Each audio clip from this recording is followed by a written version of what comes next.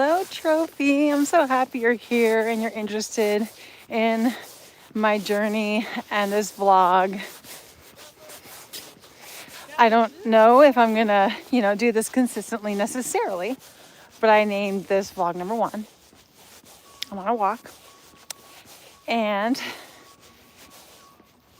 I want to chat. I want to get this off my chest. You are using this potentially to learn and to grow and to heal and to change and to explore. And I am too. I'm using this platform to learn, to heal, to grow, to change. And I did some journaling today. And so I'm going to give you just a little bit of background to my mental health story, because then I can segue into how I'm feeling right now. So I'm on a mental health journey, and I've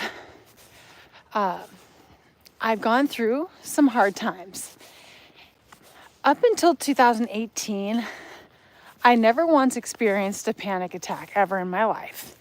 And 2018, I was 36. So 36 whole years. And I never once experienced a panic attack. I do remember, I'm sure I experienced anxiety at times in my life for sure. And depression, just your typical anxiety, depression. Nothing that's ever, crossed into a boundary of needing medication or feeling panic, ever. I do remember, as a kid, I remember in junior high or high school or elementary, I don't even know, but I remember there were times where I would get into the shower and I would have racing thoughts. That is absolutely a sign of anxiety or even panic, where my brain was distinct racing thoughts. So that's my mental health background up until 2018.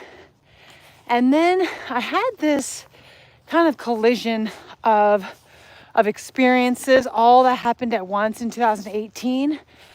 My dad had passed, and I'd started these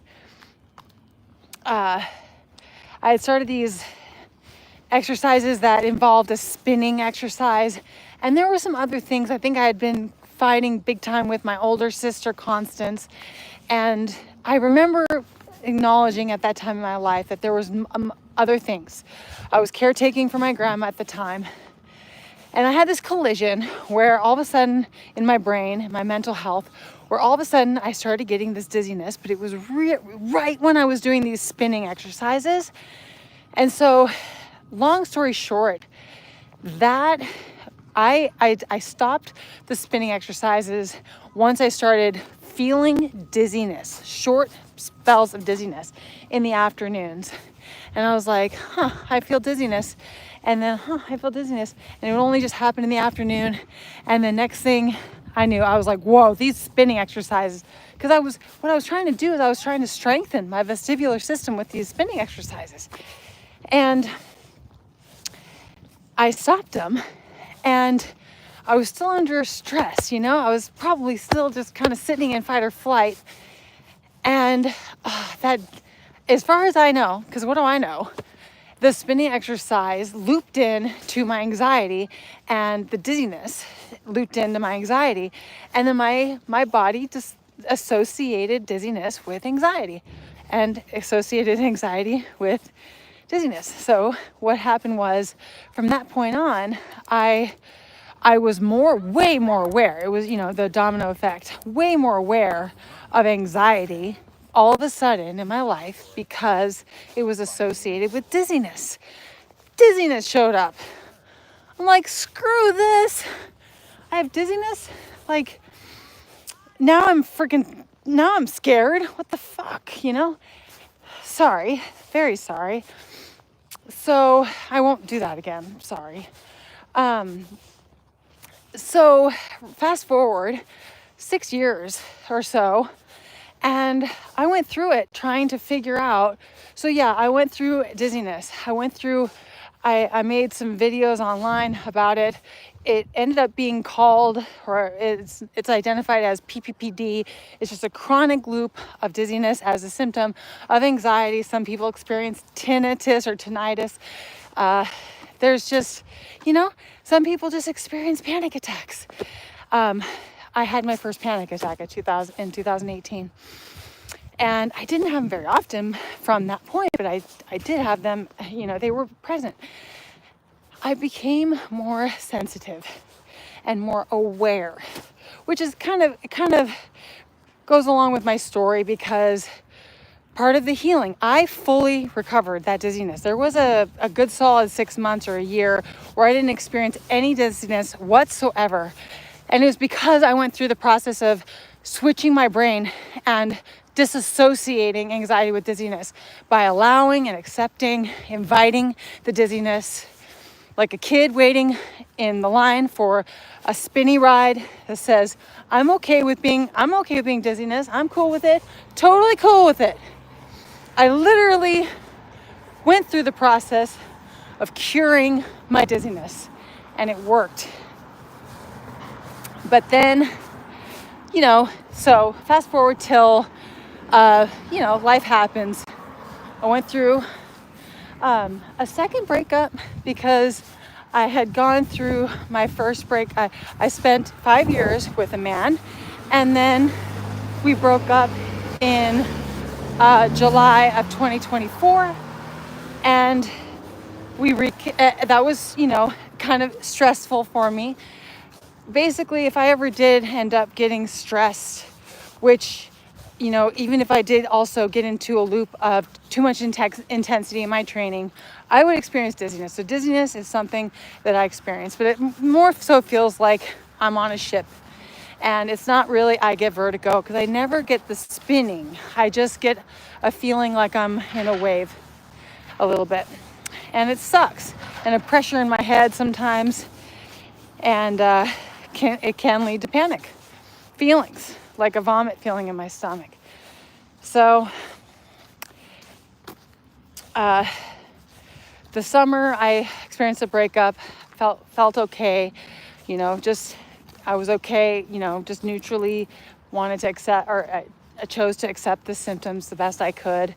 And that always helps. Neuroplasticity, it always helps, because it will reverse symptoms if we train our brains to become aware of the safety, become aware of the times in our body and times in our mind where we are safe and we are comfortable and we are without symptoms. The more we focus on that, and the more we become aware of that, all of a sudden, literally, the dizziness and those symptoms dissolve, and they're not in the forefront of our mind, and they don't even exist anymore.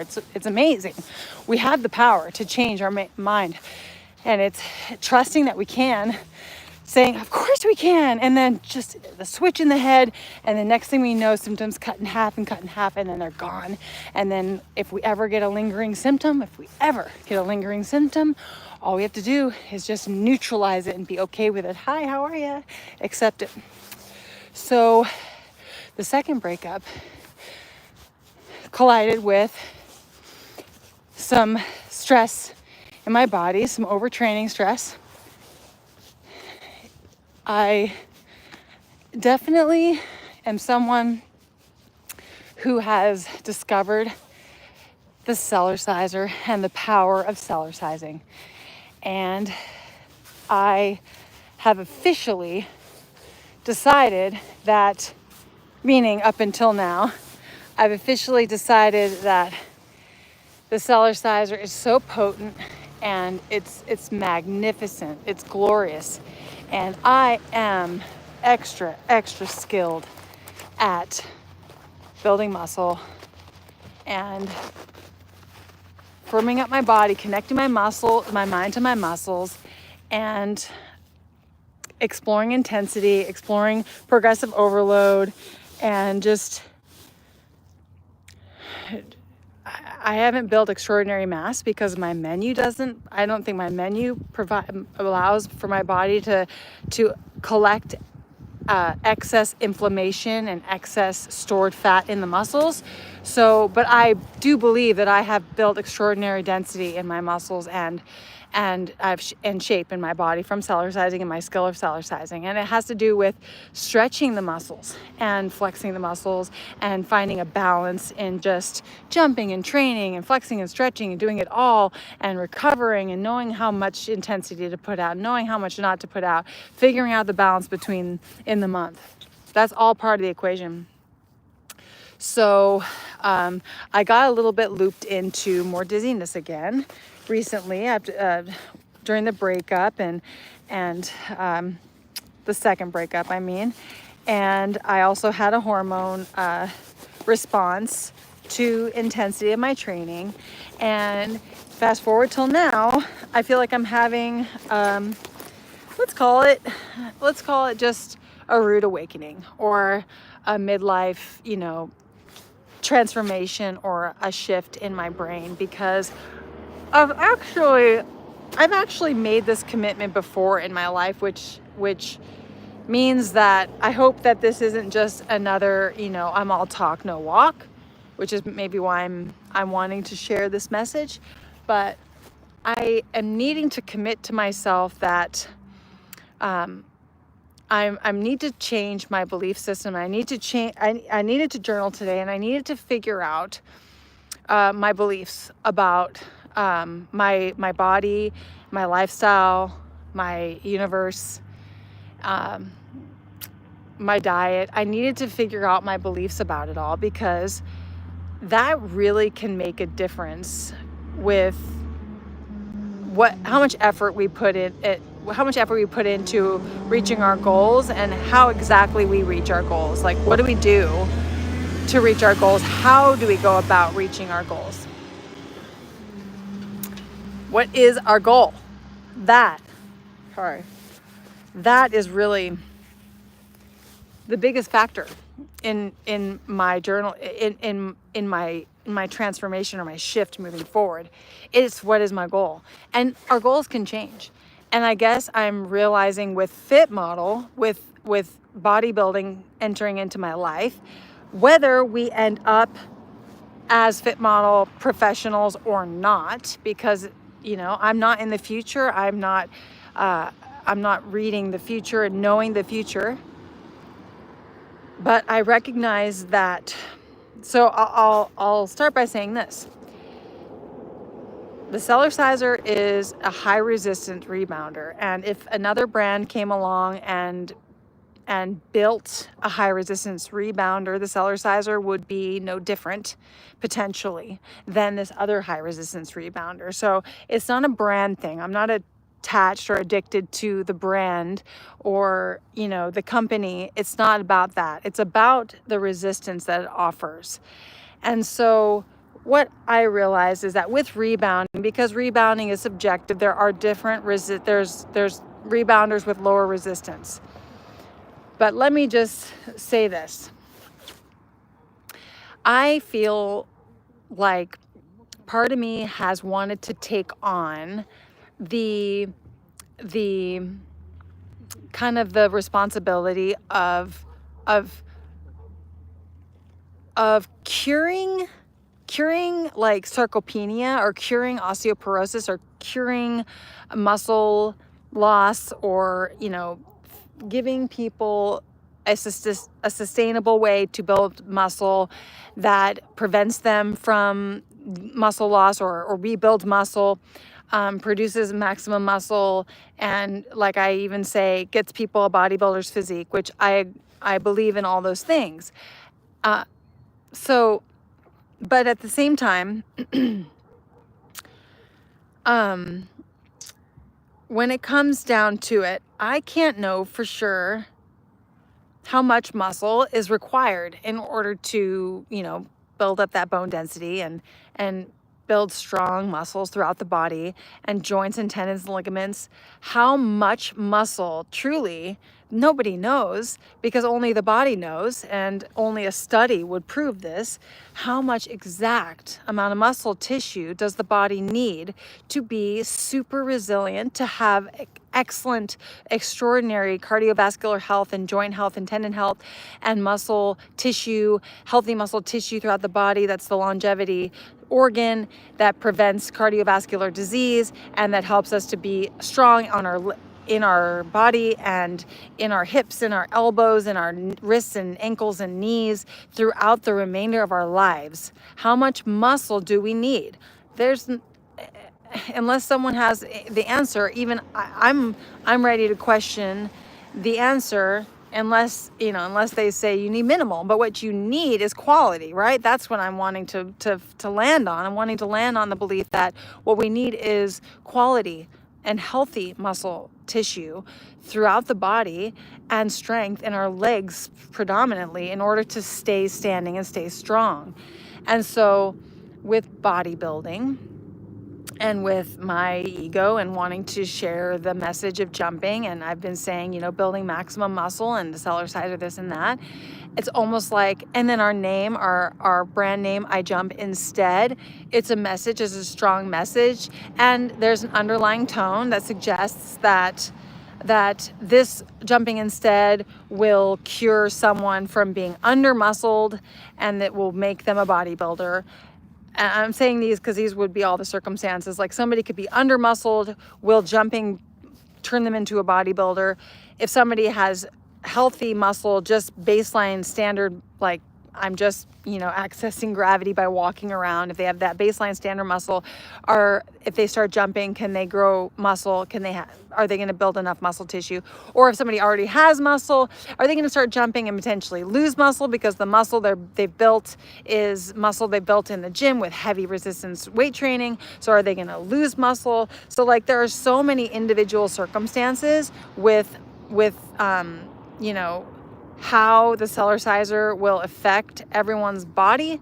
It's hard to grasp exactly, what I can claim and what I want to claim and what I want to help people accomplish. Because there are literally people that say to me, I just want to lose weight. I have enough muscle. I want to lose muscle. Or there's people that say, I don't want to lose a single ounce. I just want to gain muscle.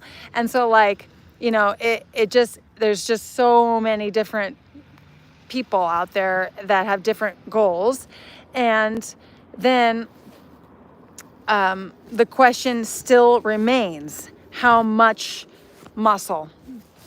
How much muscle do we need, and how do we achieve quality muscle, and is it sustainable? And if you're not happy jumping on the rebounder you own, it's not sustainable, because you're going to look at your, that specific rebounder that you don't love, even if it is the Cellerciser. Some people don't prefer the Cellerciser. They prefer a bunch of units.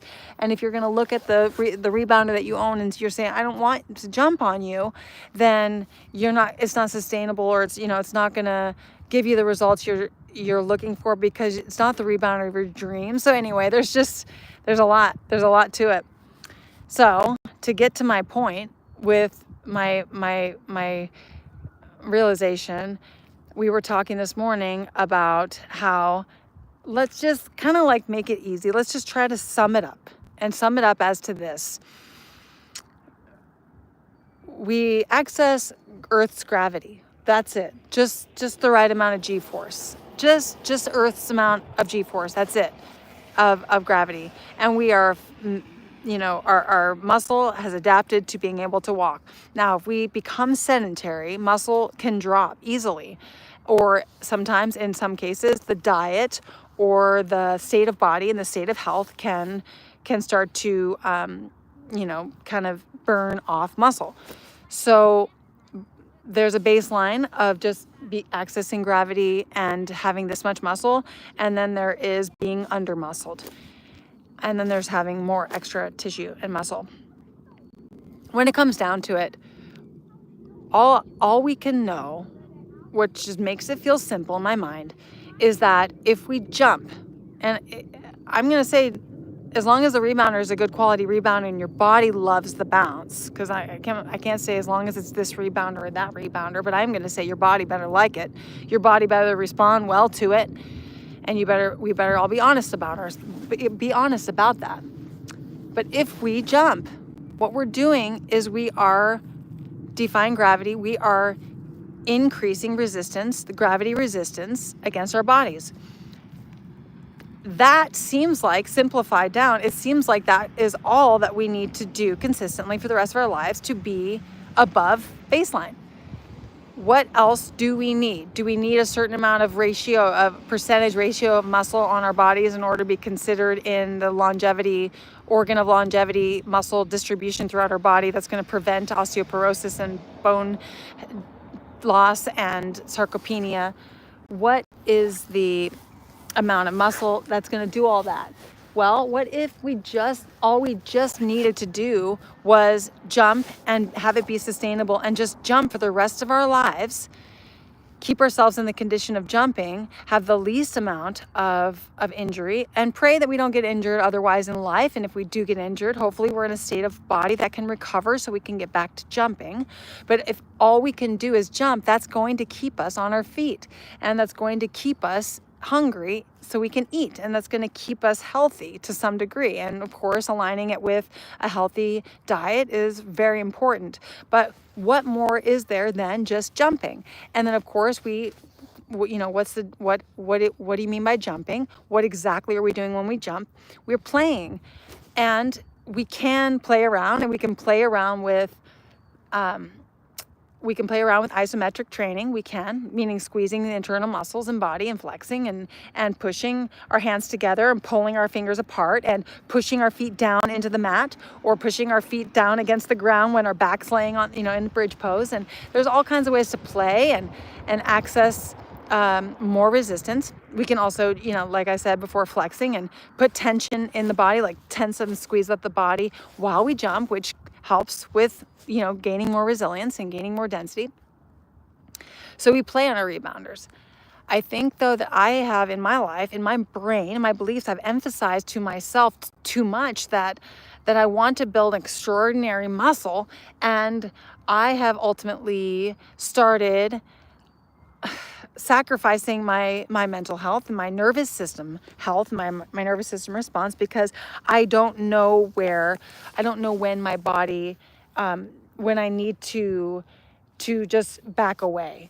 I don't know in the month when my body is, very tolerant to the flexing, and then it switches. I don't know when that switch happens specifically. So then, and it's not easy for me mentally. It's almost like I just have to do the same thing all month long, because that's easy world, as opposed to going harder in the ovulation season and then just like backing off completely in the flow, the late luteal and the flow. And then there's perimenopause and menopause and all those things that are creeping up. And so I want to have a happy nervous system to the best of my ability, obviously, and mental health, and hormones, because that's what will give us all a peaceful experience as we age. So my major shift in my mind is that, how much muscle do I want in my body? With the bodybuilding endeavor, meaning this new bodybuilding endeavor, being a fit model, I almost feel like it's, to me, I believe that bodybuilding is kind of a never-ending. It puts the average bodybuilder into a loop of feeling like they're never satisfied with how much muscle they have, and they're never satisfied. And that's not because they're not building enough muscle. It's just because that's the nature of bodybuilding. It has to evolve. We evolve as humans. We want to grow more, but there's no division. Maybe fit model. That's possibly why I'm even talking about this, but there's no division that maintains a certain look, and then the look doesn't evolve every month, because every year. Always the divisions evolve every year. And then of course, the bodybuilders have learned to figure out ways to evolve themselves unnaturally. And because that's the nature, and that's because what we want to be the best, and we want to progress. But it's starting to intertwine with my beliefs of how much muscle do I really want on my body, and is it worth it to tax the nervous system and to be stressed every month, at least for 2 weeks out of the month, or 10 days or something like that? Is it worth it to be in a belief that I need to keep growing? How about that? Once I have a standard amount of fitness, not muscle, fitness, do I need, and jumping fitness, because I'm jumping, accessing gravity, how much more effort do I need to feel like I need to put in? How much more intensity do I really need to put out in order to have the baseline of healthy skeletal muscle throughout my body that I maintain? This is the big question, is that, does the body need to be taxed? Dave Hall would say that about the muscles never needing to get sore. It goes down to our belief as well. What's our belief about what we want? How much muscle do we really want? So I'm not here to tell you or anyone to not want a certain amount of muscle, but I needed to really ask myself how much muscle I want. And I needed to ask myself, how much muscle do I believe I need? And I cannot have my business or my career, my hobby or career in bodybuilding. I can't have anything outside of my life. My health is on the line here. I can't have the pressures of anything influence me to shift my actual true desire for what I want my body to look like, what I want my body to feel like, and I also have to factor in what I believe I need. So my belief is changing, because I'm believing now that I want to back way off on the intensity. And I did say this before, but like I said it before in this live talk, that I've said this before in my life a few times, several times, because I always face this roadblock, and my body just says, why are you flexing so much, Stephanie? Your nervous system hates you every few months, every 6 months, or every few months, or every month, just depending on the other stress involved in my life. How much muscle do you believe you need, Stephie? How much muscle does the bodybuilding industry require from you? Huh? Who? No, they don't exist, because the only person that counts for who, the only person I should ask is how much muscle do I want? How much muscle do I believe I need? And what do I need? What do I believe I need to do to build it and to keep it and to maintain it? I know for a fact that I have gone way past what I need to build on my body and I don't even need to sustain what I have. I don't even need to keep as much as I have on my body. Like, I'm not even necessarily at this time now in my life interested in keeping the amount of muscle that I have on my body. I am almost ready to back so far off that I'm willing to lose some muscle, because I don't believe that what I have on my body is necessarily going to stay if I just get on my rebounder and jump and be free and do aerobics and absolutely stop flexing. Or what I will do is I will take most of the intensity of the flexing out. Meaning I will just put my arms up, for instance, and I will just firm up, but I will not go in and squeeze harder. And you know why? Because when I'm 80, I will only just firm up. I won't squeeze harder. When I'm 90, when I'm 100, I will only just need to get up there and squeeze. And I believe that the physique the long-term physique, if I'm flexing a lot, the long-term physique is beautiful. If I'm not flexing a lot, the long-term physique is beautiful. And so I want to align with my deepest belief about how much muscle I believe I need. I only believe I need the amount of muscle that I can maintain effortlessly with beautiful light squeezing and light playing, and just taking all that intensity and flexing out, turning the movement turning the dial way more into the aerobics direction than into the muscle building, bodybuilding direction. I don't even want to call my membership workouts bodybuilding workouts anymore, but I do understand that some of us are under muscled, or some of us are at a baseline of muscle and need to build muscle. But I want to say this about, with the physique that I'm going for, I love my physique. I love the muscle I've built.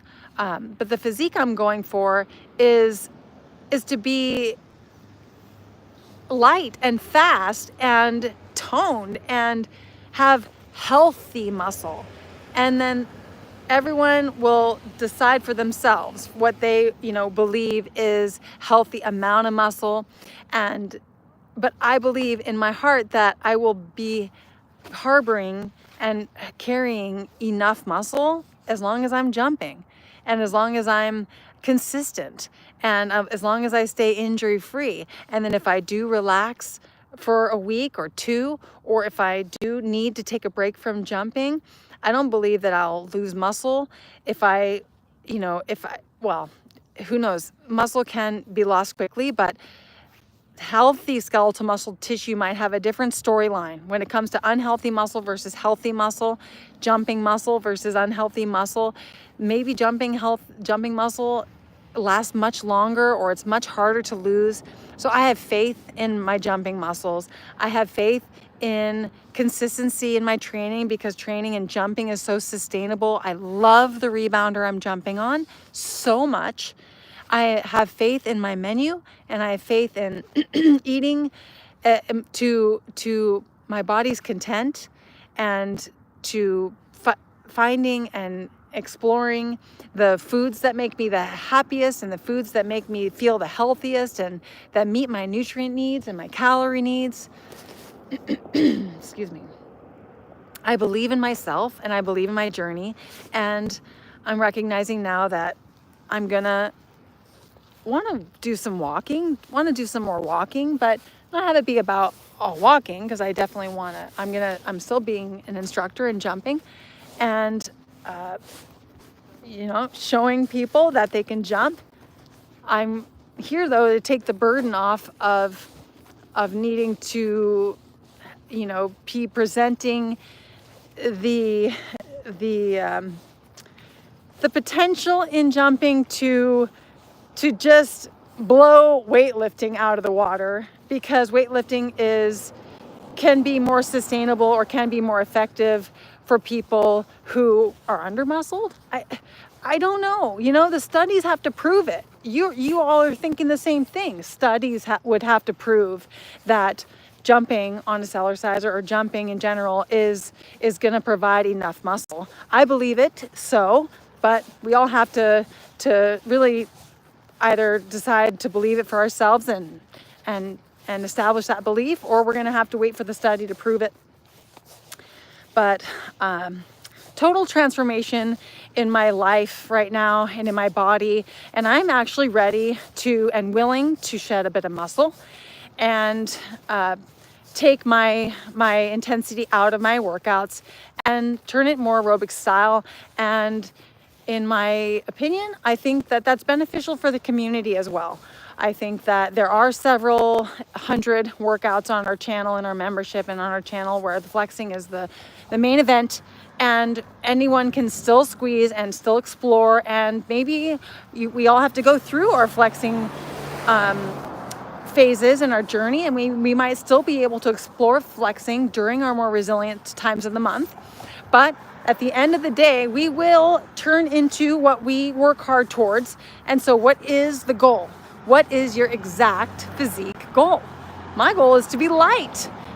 my goal is lightness. I am already light, okay? I already have a very healthy low body weight, and my goal is to be light. And I don't need as much muscle as I have. So I've just finally recognized that in my life. So that's all I have for today. Thank you for listening. And if you have any questions or comments, check me out on Trophy Stephie Instagram, because at Trophy Stephie with a PHIE, because I'm in there talking about this type of stuff. I'm in there sharing my menu, and who knows, maybe this endeavor will help me. This new kind of focus will shift my menu up a little bit, and my starch choices might change. Who knows? But it's exciting, and I'm keeping you guys posted there, and a little bit in the I Jump Instead account as well. So thanks for watching, everyone. Love to you all, and comments and questions down below, and hope to see you very soon. Bye-bye.